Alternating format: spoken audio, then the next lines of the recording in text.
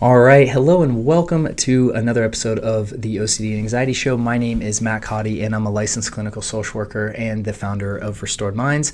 And so on this episode today, I want to dive into, continue on our series on intrusive thoughts. And I want to talk about intrusive thoughts related to self-harm.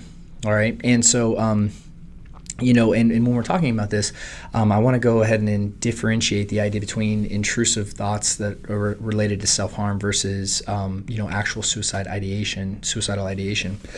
But before we dive in, I'd really appreciate if you'd take a moment and just support our channel by liking and subscribing, as well as even leaving a comment and review over on iTunes, because it really helps our just our overall algorithm and search results and stuff, and really getting this out to as many people as we can. So if you would please support us by that, I would really appreciate it. So when we're talking about the idea of suicidal ideation, let's go ahead and start there, versus intrusive thoughts related to self-harm. So when we're talking about the difference between these two things, what we're talking about here is this concept of ego dystonic and ego syntonic. Now, this is going to be a common theme that I'm going to be talking about in all of our, this whole series on intrusive thoughts, right? Because when we're talking about intrusive thoughts, what makes them intrusive is that we recognize that they don't align with who we know ourselves to be and our self-concept, right? So someone who is wrestling with true suicidal ideation, the idea of ending their own life or causing themselves harm aligns with what they want, right? I mean, even if there's a part of them that doesn't want to actually do it, there's an element where the thought themselves aren't disturbing to them. In fact, in many ways, like the thoughts might be like kind of a hopeful relief for them, right? And obviously what we're talking about here is, and again, these thoughts are still to that point abnormal because, again, just self-preservation is such a normal human instinct. So when someone's looking and considering the idea of ending their own life, like obviously we need to get help. And if that's something that you're struggling with, like please stop this episode, get the help you need. We have resources, the National Suicide Prevention Hotline, as well as stuff we'll link up down in this episode, because this is not a topic to take lightly. Okay, so if these thoughts are appealing to you or you're interested in potentially following through on them and acting, it's like, yes, you please go get help, right? Like that is an absolute thing that you need to do. Now, when we're talking, on the other hand, about intrusive thoughts related to self-harm, what we're talking about are thoughts that are going to seem very similar, but have one distinct difference, right? And it's these thoughts of like, what if I committed suicide, or what if I hurt myself one day, right? And then there's an anxious feeling that comes up because that's not something that you want to do, right? And that's how we're making that distinction between these two types of thoughts, because this is what is called ego dystonic thoughts, meaning these aren't thoughts that align with who you know yourself to be and what you want for yourself, which is often why they're so distressing. Suicidal ideation, like true suicidal ideation, is usually this kind of last-ditch effort for some kind of relief for the problem that's happening, right? And that's the distinction that I want to make in this episode real quick. And again, always health first, health and safety first. So again, if this is something that you're wrestling with, like please call the National Suicide Prevention Hotline, visit the resources that we have linked up down in the notes, because again, we want to make sure that health and safety is always first. And no matter what you're dealing with, there is always a solution out there, and I firmly believe that. And so when we talk about the idea of intrusive thoughts about self-harm, we need to distinct the idea that this is not actually a suicidal issue, right? This is a person who's having thoughts that are populating in their mind, like, what if I hurt myself, or what if I did this one day? And then they get in this argument with themselves, well, I don't want to do this, and then it's like, and then this argument ensues essentially because the mental compulsions that the person does ultimately fuel this anxiety, OCD and anxiety loop. So an example might be the person might have an intrusive thought of like, what if one day I took my own life? Like, that would be terrible. I'd leave my family behind. And then they're like, well, I don't want to do that because I love my life. I love living. So, and then the struggle becomes like, why is my brain producing this thought, right? So it's a very different struggle here that we're talking about. The idea of if you're struggling of why your brain is producing this thought versus literally like, I don't want to live anymore. Like, these are very distinct, two separate issues, right? So when we're talking about the context of the latter, of the former, meaning that the context of these intrusive thoughts, it's important to understand, right, that they're ego dystonic, and that's why they cause you so much distress in the first place. And so now that we know that, though, now the problem becomes this loop that your brain is getting caught in. And what's happening is your brain is producing these intrusive thoughts, and, essentially because there's this emotional response that happens, this stress response that happens to the thoughts, what happens is any behavior that you're doing to try to neutralize that feeling or neutralize the thought actually reinforces the idea to your brain that that thought was actually serious, something that it should take seriously, as opposed to something that you just dismiss.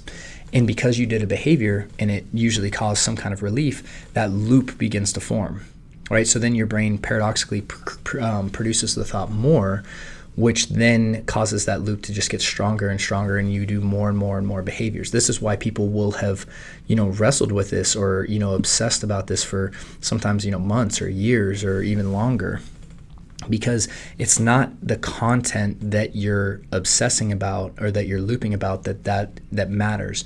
It's the behaviors that you're doing that are reinforcing it, right? And so sometimes what will happen is people will have, worry about something like this for an extended period of time, and they think that because they're worrying about it for so long that it's more valid for some reason. But really, it's just about the behaviors that you're engaging in that are reinforcing the loop, right? And that's what's perpetuated it as long as it has. So if this is something you wrestle with, and I've worked with many people who have, wrestled with thoughts like this. The key is to not take the content at face value, right? I mean, that's like the number one thing I'm going to say about intrusive thoughts. Like, thoughts are thoughts, right? And what you're reacting to is not necessarily the thought itself, but the underlying belief and the story you tell yourself about that thought. So for instance, like if you have that thought and you're telling yourself, well, like, I shouldn't think that thought. Those thoughts are bad, right? That's a terrible thing to think. Well, that's what's causing that huge reaction, right? And the reality is that these thoughts are things that just pop up in people's mind, right? I mean, like, many studies have come out and talked about how, probably 95 to 99% of the population has intrusive thoughts, meaning thoughts that just kind of invade their conscious awareness. And the difference is not the thoughts that you're experiencing versus someone else. The difference is your appraisal and your perception and your beliefs about the thoughts that then are causing the reactions that are then driving behaviors that are then forming that loop. So hopefully that makes sense right there. I know that's a lot to uncover there, but I mean, the reason I want to make episodes about specific thoughts is because if this is something you wrestle with, like, this is a loop that you can break, but it's really about understanding the problem correctly, right? So again, huge difference between actual suicidal ideation versus, intrusive thoughts about self-harm, right? So we want to separate those. One of the key distinctions is that idea of ego-syntonic and ego-dystonic thoughts. Ego-syntonic meaning they align with your true wants, ego-dystonic meaning they don't, right? And then from there, it's about understanding this in the entire context of the loop, meaning the thought itself, the false appraisal, the false beliefs, along with the behaviors that are then reinforcing. And the key is to really switch your view of this and really understand it as a behavioral problem, because once you can break that loop behaviorally, that doesn't reinforce the loop, and ultimately the loop can stop spinning. And so, if this is something that you're wrestling with, we have plenty of resources and the correct guidance for you over at restoredminds.com for you to know what to do. But again, the key here is really separating the issue and understanding what the issue really is. That's like the first step, and that's really what I wanted to cover in this episode, is really just this understanding of you gotta reframe it for yourself and understand what you're really dealing with. Because if you treat this like a suicidal problem, right? Obviously you'd be using those resources. And if you're calling the hotline every day for reassurance, and the same person, keeps getting on and kind of going like, okay, well, And I don't want to go too deep in that on this episode, actually, but obviously we always need to prioritize safety, right? But we need to make sure we understand what we're really dealing with. And if this is something where you really are in a place where you're considering hurting yourself or anything like that, yes, please get help immediately. But if this is something that you're constantly worrying about and constantly fighting with in your mind, like, I don't want to do this, I don't know why I keep thinking this, it's a separate issue, right? And making sure that you're not doing behaviors that are reinforcing that loop is what's ultimately going to allow you to break out. So again, if this is something that you wrestle with or something like this, please click on the links down in the notes. It'll take you over to Restored Minds, where we have restoredminds.com, where we have additional resources and training and support, as well as our group coaching and communities and our coaching programs that can help you. And so thank you so much for taking the time to be with us today. And again, if this is something you're struggling with, I just really want to emphasize this idea that you can break out of that loop and things can get better. It really is just about understanding the problem correctly. So thanks so much, guys. I hope this was helpful, and I look forward to seeing you as we continue this episode or this series on Intrusive Thoughts. Thanks so much. Thank you so much for watching that video. And so if you're struggling with OCD and anxiety, I just wanted to let you know that we have a free training for you over at Restored Minds, where you can start learning how to use our AAA response to really break out of that loop and ultimately take back control of your life. And all you need to do to access is just click the little link below, and you'll be taken to a page where you can register today. Thank you so much.